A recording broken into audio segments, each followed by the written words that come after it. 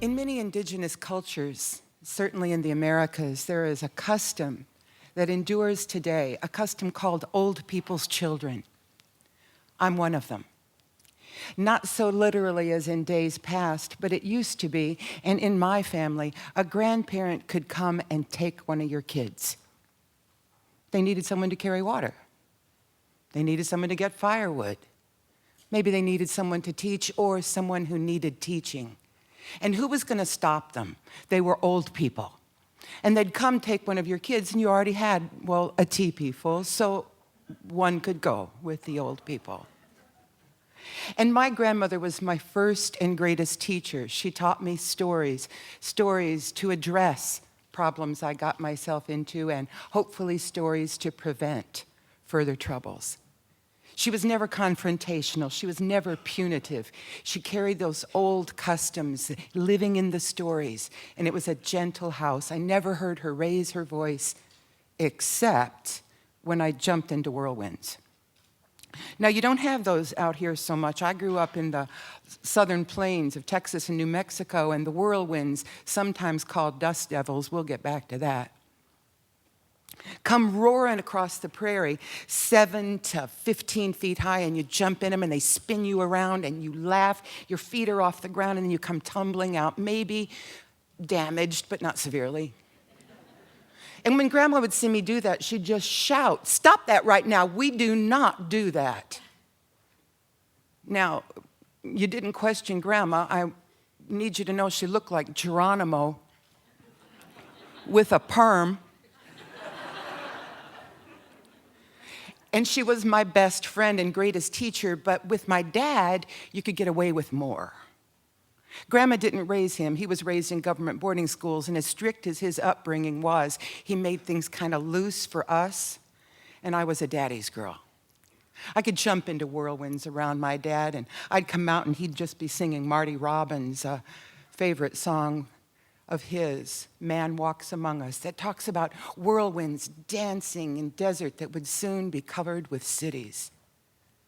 Now, my dad was a man of many contradictions. He was Kiowa Apache and Scott Gypsy. He was U.S. Air Force veteran of World War II, and he wouldn't let us say the pledge at school because we'd abrogate treaties.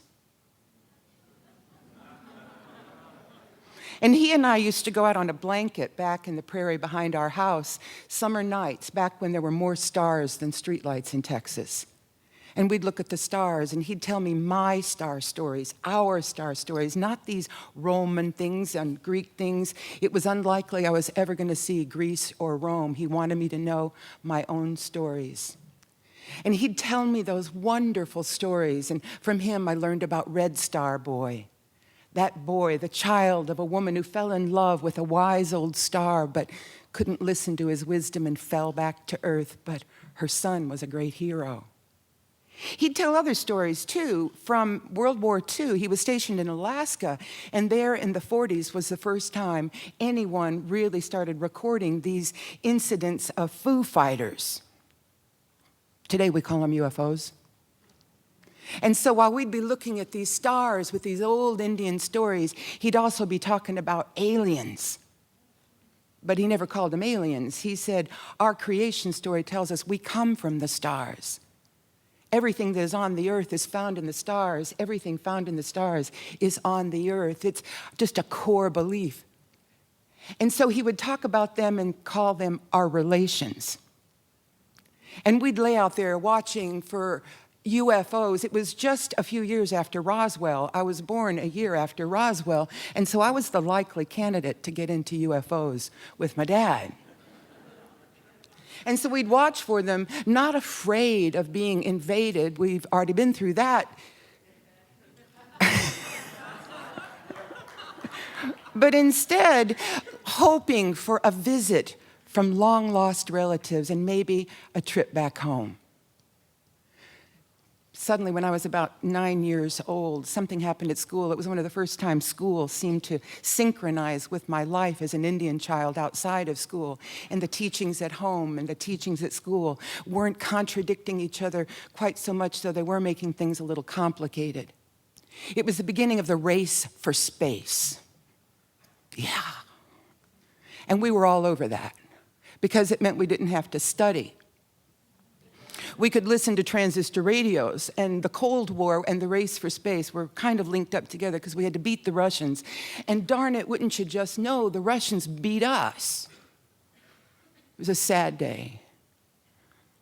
They got something orbiting first, and now Dad and I were looking for UFOs, satellites, watching that Sputnik move around, and the old star stories. It was an interesting time, the 20th century, for indigenous people and many others. And then they put a dog in space. Remember her? Little Laika, it means barker. Oh. She was a homeless Moscow street dog. And she was sent up there knowing that if she re-entered, she'd burn up in the re-entry. Oh. I thought, well, what kind of people are we fighting anyway? I'm going to sign up. I'm going to space. I'm going to do it right. Space Cadet Thomason, before it meant anything else. Reporting for duty. And I was all over it when, in 1958, suddenly NASA came along. And between the combination of my dad and the Foo Fighters and NASA and me being a little concerned about the street dogs of Moscow and all of these things, the Weekly Reader was talking about the future. I had always been a child of the past. I'm an Indian, and so to suddenly be a child of the future was kind of cool. The Weekly Reader said that by the time I was grown, I'd have a robot in my house. There'd be no more dirty dishes. They'd just disintegrate when you flipped them into the corner.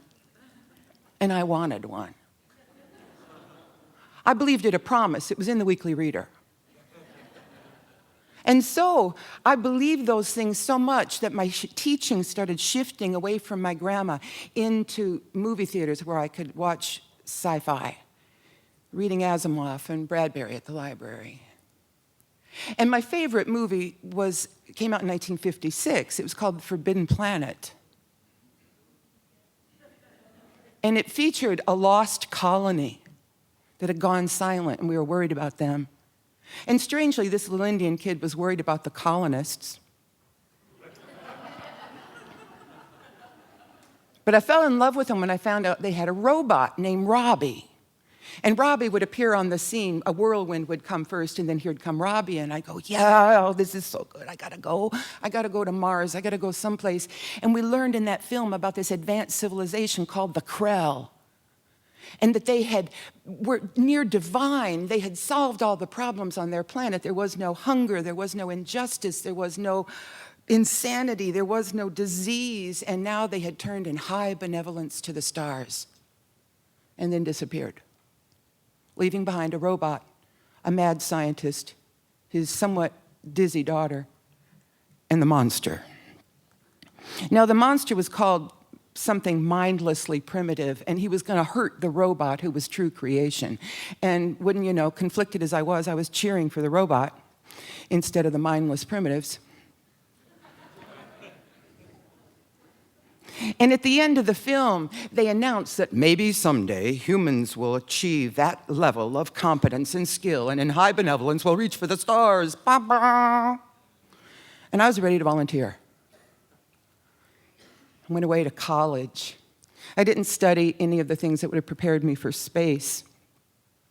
I studied American Indian Studies, I guess because I missed my grandmother. I got back into storytelling. I started telling stories. And then I got out of college and I started telling stories more, first as a high school teacher, then a college professor, and then as a storyteller. I started telling stories outside my community to people who didn't know about us. And I started getting married.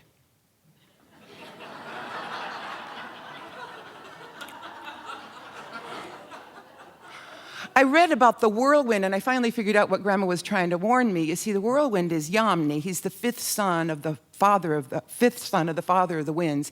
He's illegitimate, and so he's sort of, not well favored, and he doesn't have a direction of his own, and so he doesn't understand commitment too well, and he's just sort of a spirit in charge of gambling and play and love and mental confusion.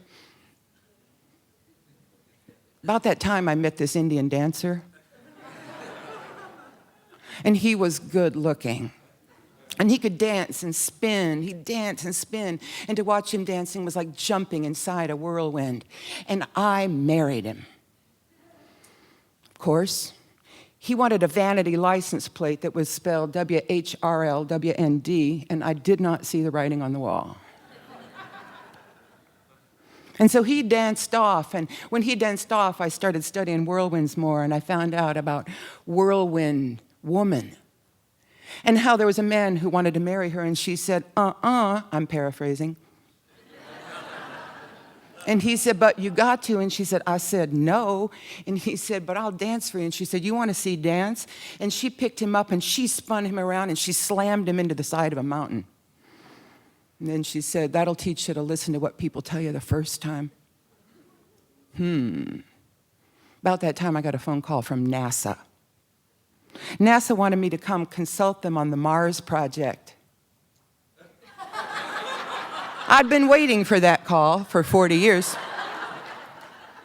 They wanted me to talk to them about how to not repeat the problems on Earth on Mars.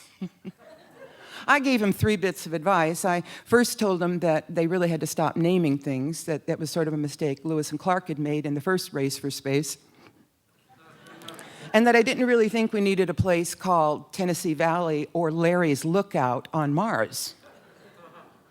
Secondly, I told them stories about how these are sacred creatures to us. These are beings, these are relatives, and they must be treated with respect, or they will come back at you. They wrote it down. And then they showed me a picture. It was a video, and in the video, there was this little robot moving along. There's a couple of them. Maybe you know them.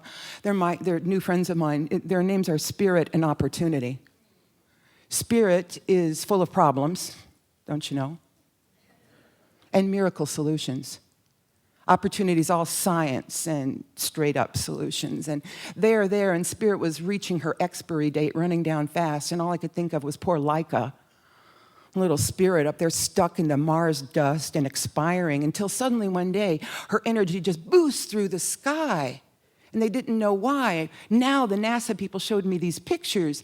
A whirlwind had come and dumped her over, scrubbed her little solar panels clean, and set her back up, and then stood there dancing while she photographed them. Well, I suggested to the NASA folks that they be very careful that all astronauts, male or female, hear whirlwind man and whirlwind woman stories before venturing into a whirlwind-infested space. It's not safe out there. And then, when we saw that she was just doing so much better, she became like a friend of mine. I just kept tracking her after warning NASA to quit using the word whirlwind, dust devils, to use whirlwinds, because there are no devils in space just yet. But there hadn't been any in the Western Hemisphere either. And when I was getting this story ready a couple weeks ago, because it's often much longer than it is today, I went checking the NASA site to see how Spirit was doing. She's at 2,000 days now, way past what they ever imagined she would do. She's still photographing whirlwinds, and that makes it one of the longest relationships between anything female and a whirlwind ever. And I was looking at her, and I was watching these whirlwinds, and I saw that alternatively, NASA now puts whirlwind after dust devils on their websites, and I thought, there's my mark. I did that. Until I noticed that they're still naming places, because the whirlwinds were moving toward a thing called Husband Hill, which I take some responsibility for. And I began to wonder what it takes for NASA to listen. They invited us in so that mistakes wouldn't be made again. They invited us in, and we work a lot of us native tellers with the education teams for NASA, and it's a privilege to do so.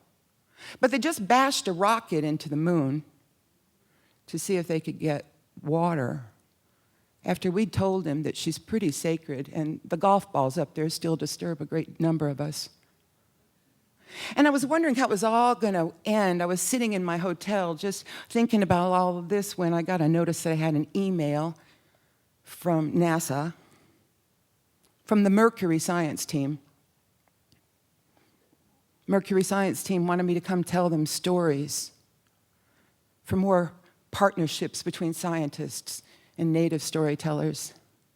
And I wondered whether they realized that Mercury indeed is a messenger. Indeed, he's sort of a patron god of travelers, but he's also the patron god of tricksters and thieves.